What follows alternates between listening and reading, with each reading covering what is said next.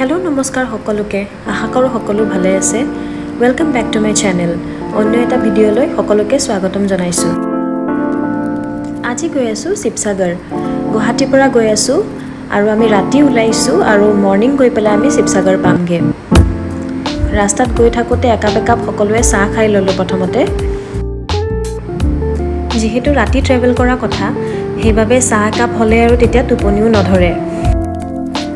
আৰু এনেও মই ট্ৰেভেল কৰিলে এনেদৰে সৰু সৰু ষ্টলবোৰত চাহ একাপ খাই গৈ থাকিব পাৰিলে বিৰাট ভাল পাওঁ আপোনালোকে বাৰু কি খাই ভাল পায় চাহ খাই ভাল পায় নে কফি খাই ভাল পায় জনাবচোন মই পিছে কফি আৰু চাহ দুইটাই ভাল পাওঁ চাহ একাপ খাই পুনৰ আমাৰ যাত্ৰা আৰম্ভ হ'ল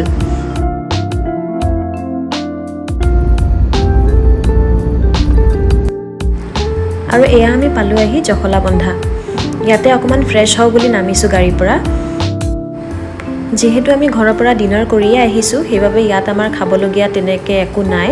আমি জাস্ট বাথৰুম ইউজ কৰিলো আৰু ঘৰৰ পৰা বনাই আনিছিলো স্যান্ডউইচ ৰাস্তাতে কিবা খাবলৈ মন গলে বুলি স্যান্ডউইচ কেটামান বনাই আনিছিলো হেতুকে আমি ইয়াতে ৰখি পেলাই খালো জখলা বন্ধাত আধা ঘণ্টামান ৰখা পিছত এয়া আকৌ গাড়ী ষ্টাৰ্ট দিলে এতিয়া আমি কাজিৰঙা ন্যাশনাল পাৰ্কৰ এৰিয়াত ঘুমালো আহি ইয়াত জাগাই জাগাই এনিমেল কৰিডৰ থকা বাবে স্পীড লিমিটটো বহুতে কম হয় গাড়ীৰ এইখিনি যে আমি ক্ৰস কৰি আছো এইখিনিৰ স্পীড লিমিট মাত্ৰ 20 হয় হেইভাবে বহুত লাহে লাহে গৈ থাকিব লগা হৈছে ন্যাশনাল পাৰ্কৰ এৰিয়াটো পাৰ নোহোৱালৈকে গাড়ীখনৰ স্পীডটো অকমান কমত ৰখাই ভাল কাৰণ এতিয়া যেহেতু বাৰিষাৰ বতৰ জীৱ-জন্তুবোৰ অকমান ৰাস্তালে উঠি আহে কেতিয়াবা আমি এতিয়া আহি বুকাখাত ঘুমালোহি আৰু এতিয়া 4টা বাজিব হৈছে আৰু এয়া প্ৰায় পোহৰ হৈয়ে আহিছে বুকাখাতৰ পুৰি সবজি খাবলৈ মন আছিল কিন্তু যেহেতু দোকান পোহৰবোৰ ইমান এটা খোলা নাই আৰু আমিও মৰ্নিং ফ্ৰেশ নোহোৱাকে পুৰি সবজি খাবলৈ অকমান বেয়া পাইছো হেইভাবে তাত ৰখা নহল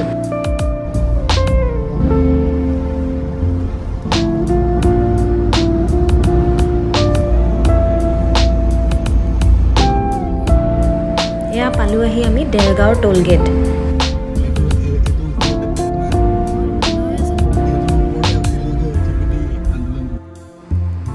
সৰু পৰাই চাহ বাগানবোৰৰ প্ৰতি মোৰ কিবা এটা বেলেগ এট্ৰাকচন আছে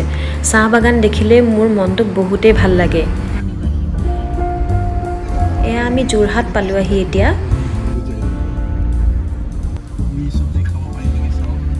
আৰু অলপ দেৰি পিছতে আমি শিৱসাগৰ পাই যাম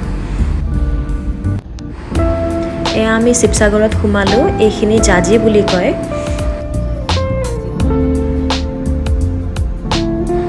শিৱসাগৰ মই আগতে বহুত বছৰ আগতে আহিছিলো মানে যেতিয়া সৰু আছিলো তেতিয়া আহিছিলো আৰু তেতিয়া কি চালো কি নাচালো তেনেকে একো মনতেই নাই আৰু এইবাৰ মই নিজৰ এটা পাৰ্সোনাল কামত আহিছো আৰু যেহেতু আহাই হৈছে হেইভাবে ভাবিছো কি একেলগে গুটেখিনি বস্তু চাইও যাম ৰংঘৰ কাৰেংঘৰ এইবোৰ চাই যাম গুটে ৰাতিটো যেহেতু ট্ৰেভেল কৰা হৈছে হেইভাবে মৰ্নিং আহি পোৱাৰ লগে লগে যেহেতু ফ্ৰেশ হ'ব লাগিব হেইভাবে আমি আগতে হোমষ্টে এটা বুক কৰি থৈছিলো আহি দেখিলো যে হোমষ্টেটো বিৰাটেই ধুনিয়া আৰু এই হোমষ্টেটোৰ নাম হৈছে সানি ভিলা শিৱসাগৰ টাউনৰ অকমান ওচৰতে হয় পৰিবেশটো বিৰাটেই ধুনিয়া হোমষ্টেটোৰ আপোনালোকক অকমান দেখাই দিছো আৰু লগতে ৰুমবোৰো দেখাই দিম এইফালে লেফট সাইডত ওনাৰ ইয়াতে নিজে থাকে আৰু ফ্ৰন্টত এইটো ৰিসেপশন হয়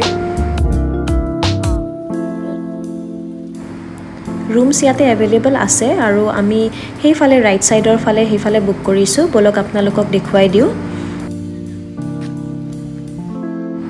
হুমাই আহিয়ে মোৰ পৰিবেশটো ইমানেই বেছি ভাল লাগিছে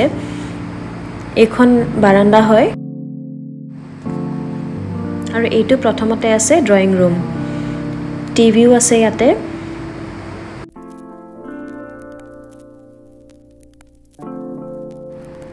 লগতে এইটো আছে ডাইনিং ৰুমটোৰ লগতে এখন সৰু বেডো ইয়াতে থোৱা আছে আৰু এইফালে আছে কিচেন সবতকে ডাঙৰ কথাটো হৈছে যে আপুনি যদি ইয়াতে ষ্টে কৰিবলৈ আহে তেনেহলে বাহিৰৰ খাব নিবিচাৰিলে আপুনি নিজেও ইয়াতে বনাই খাব পাৰে আৰু এইফালে এইটো আৰু এটা বেডৰুম আছে ইয়াতে এখন ডাঙৰ বেড আছে বাহিৰৰ ৰুমটোত সৰু বেড আৰু এই ৰুমটোত ডাঙৰ বেড এখন বাহিৰৰ ৰুম কেইটাত এচি নাই বাট এইটো ৰুমত এচি আছে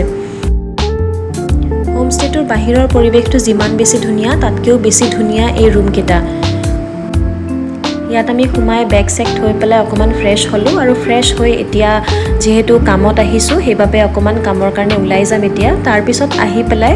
ওচৰৰ জাগা যি আছে সেইবোৰ অকমান ফুৰিবলৈ যাম আজিৰ ভিডিঅ'টোত ইমানে পুনৰ বেলেগ এটা ভিডিঅ'ত লগ পাম